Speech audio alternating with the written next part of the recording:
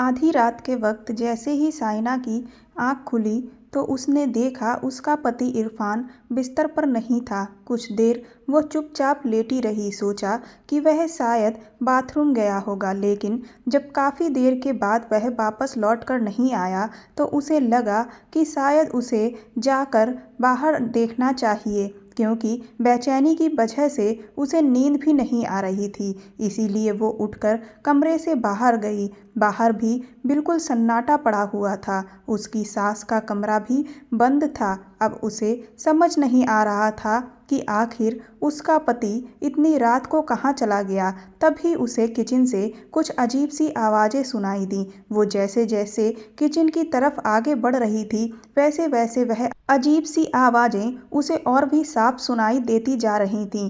साइना को डर लगने लगा कि किचन में तो नौकरानी अकेले सोती है, फिर वह वहाँ ऐसा क्या कर रही है जो इस तरह की आवाज़ें आ रही हैं। जैसे ही वो किचन के पास पहुंची तो उसने देखा कि उसका पति इरफान नौकरानी के साथ खड़े खड़े ही। यह सब देखकर साइना के होश उड़ गए और वो बुरी तरह से घबरा गई और दौड़कर वापस अपने कमरे में आ गई। चुपचाप बिस्तर पर लेट गई। उसकी आंखों से एक एक बूंद आंसू टपकने लगे। वो उस दिन को याद करने लगी जब उसकी इरफान से शादी हुई थी। दरअसल उसकी इरफान से शादी अभी कुछ महीनों पहले ही हुई है। खुद इरफान की माँ साइना के घर पर रिश्ता लेकर आई थी। उन्हें कहीं से उसके बारे में पता चला था। उन्हें उसका खानदान काफ़ी पसंद आया था। इधर जब इरफान के परिवार के बारे में पता किया तो यह लोग भी काफ़ी अच्छे रुतबे के मालूम पड़े थे और इरफान भी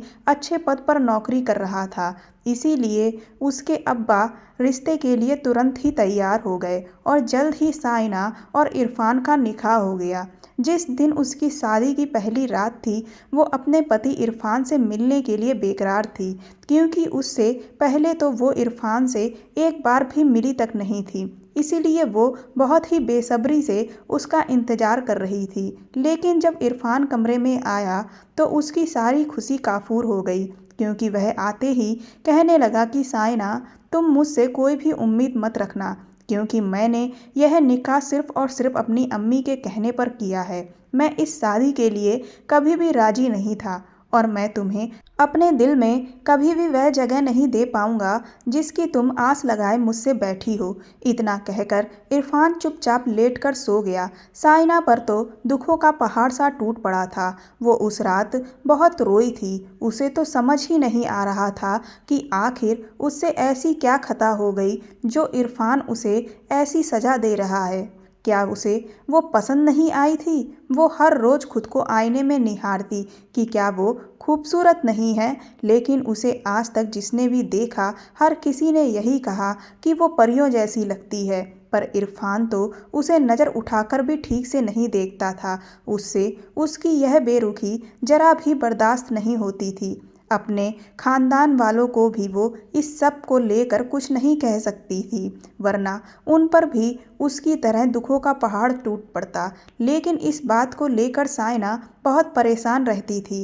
इधर उसकी सास आए दिन उससे बार बार पूछा करती थी कि उनका बेटा उसे खुश तो रख रहा है ना। इसीलिए एक दिन उससे रहा नहीं गया और उसके सब्र का बांध उनके आगे टूट गया। वो फूट फूट कर रोने लगी तो उनके पूछने पर उसने उन्हें सब कुछ बता दिया। उसकी बात सुनने के बाद वह बहुत ज़्यादा आग बबूला हो गईं और साइना ने उन्हें समझाया कि वह इरफान से कुछ भी ना कहें। तो उन्होंने उससे कहा कि तुम परेशान मत हो, बल्कि तुम अपने पति को अपने करीब लाने की हर संभव कोशिश करो। धीरे धीरे जब तुम उसके दिल में जगह बना लोगी तब देखना वह तुम्हें वह जगह दे देगा जिसके लिए तुम तरस रही हो। उनकी बात से उसे बहुत तसल्ली मिली थी और इसीलिए वो धीरे धीरे इरफान के दिल में जगह बनाने की कोशिश करने लगी थी। पर कुछ ही दिनों में घर में कुछ अजीब सी चीज़ें होने लगीं। अक्सर उसकी सास अचानक से चीखने चिल्लाने लगती और डर कर कभी अपने कमरे से भागती तो कभी यह कहती कि यह कैसे आ सकती है। इसे तो मैंने, यह हो ही नहीं सकता।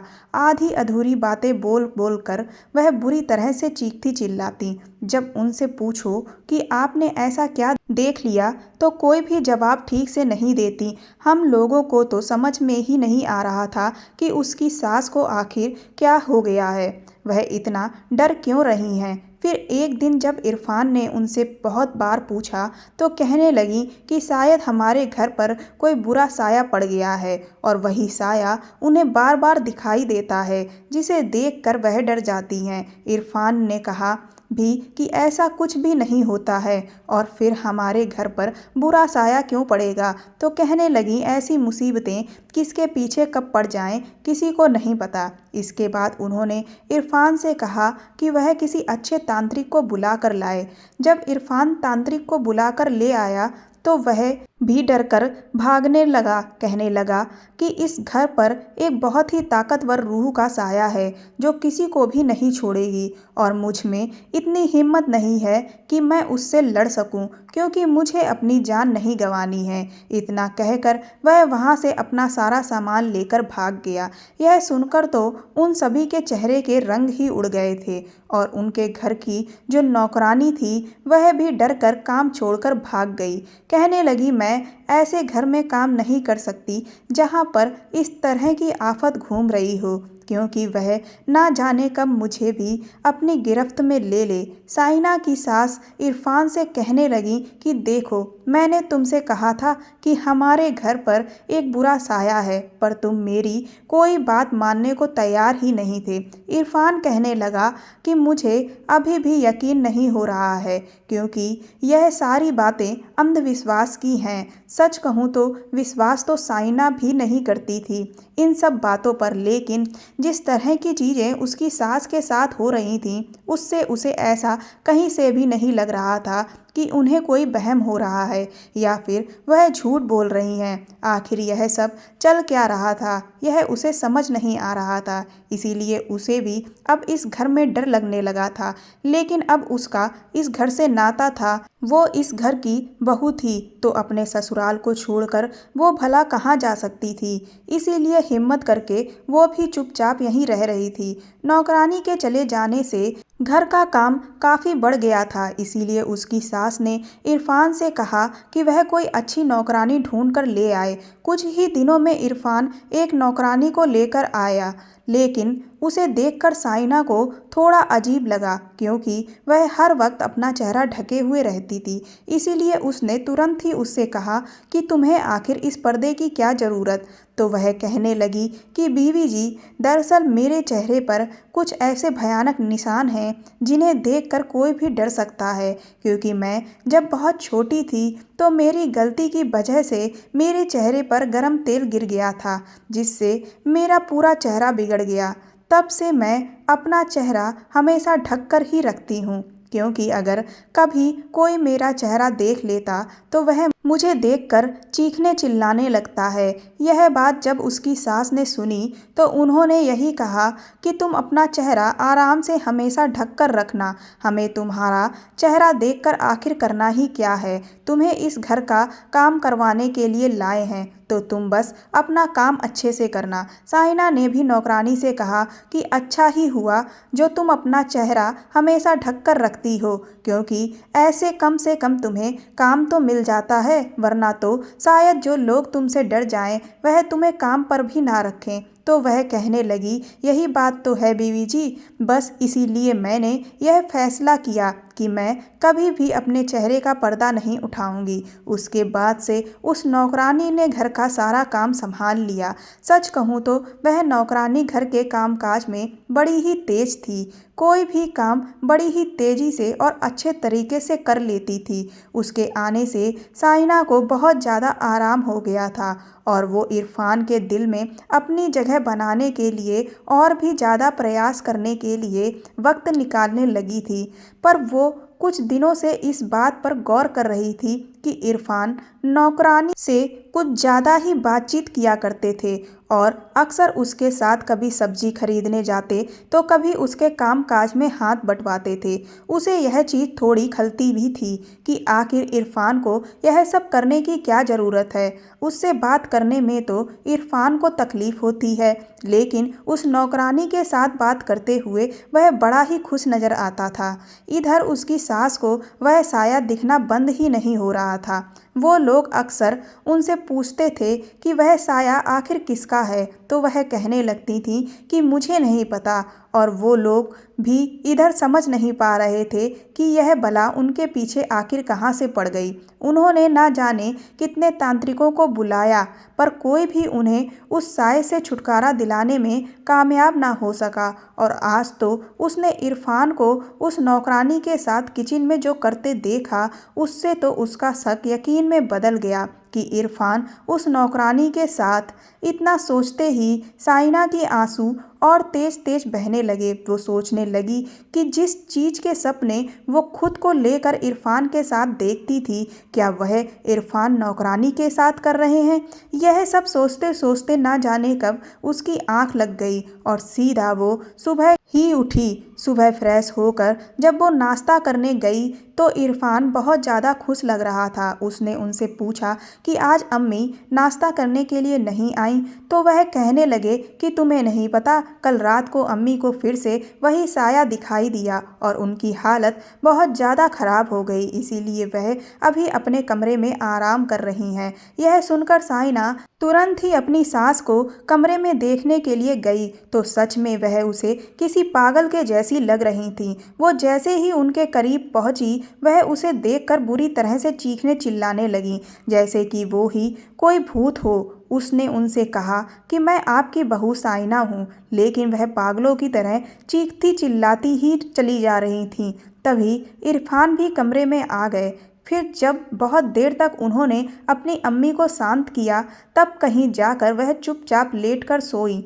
यह सब देखकर साइना को तो समझ ही नहीं आ रहा था कि आखिर यह सब हो क्या रहा है। उसी रात को जब वो खिड़की के पास खड़ी थी तो उसने इरफान को नौकरानी के साथ बगीचे में कुछ अजीब तरह की हरकतें करते हुए देखा। उसे तो समझ ही नहीं आ रहा था कि इरफान को उस नौकरानी में आखिर ऐसा क्या दिखाई दे रहा है, जबकि वह तो कितनी बदसूरत होगी। उसका तो चेहरा तक जल चुका है। उससे यह सब अब बर्दाश्त नहीं हो रहा था। उसने भी सोच लिया कि अब वो अपने घर वापस चली जाएगी, क्योंकि उसे ऐसे पति के साथ अब नहीं रहना था जिसकी नज़रों में उसकी कोई भी कदर ना हो। उसने तुरंत ही अपना बैग पैक करके रख दिया और चुपचाप लेटकर सो गई।